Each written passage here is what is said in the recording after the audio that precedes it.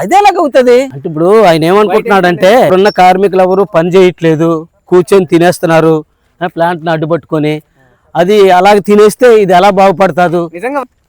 మీరు గమనించండి, ఇండియాలో ఉన్నటువంటి ప్రతి ఫ్యాక్టరీకి సొంత గనులు ఉన్నాయి.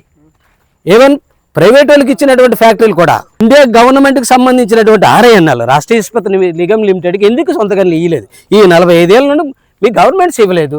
నీకు ఆ గనులు ఇచ్చి ఉండుంటే టన్ను దగ్గర ఇంచుమించు 5,000 మీకు సేవ్ అయ్యేది.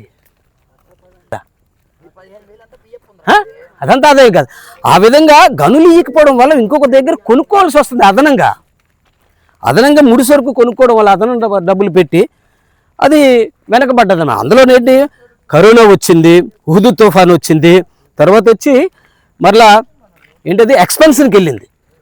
కొంత డబ్బులు మిగులు ఉన్నాయి అనుకోతప్పటికి 2005, 6, 4 కల్లా ఎక్స్పెన్షన్కి వెళ్ళారు. అక్కడ మన్మోహన్ సింగ్ గారే ఇక్కడ ఇది చేశారు, ఓపెనింగ్ చేసి ఎక్స్పెన్షన్కి వెళ్ళడం జరిగింది. అంటే మీరు ఇదంతా కూడా వేస్ట్ చేసుకోవడం కాదు కదా, కూర్చొని తినడం కాదు కదా, ఫ్యాక్టరీని ఉత్పత్తి పెంచడం కోసం ఎక్స్పెన్షన్కి వెళ్ళారు. ఆ క్రమంలోనే హుదూ తుఫాన్ రావడం 2014. ఇప్పుడు కరెక్ట్గా అది ఊపందుకునే సమయంలో కొంచెం వెనకబడ్డది.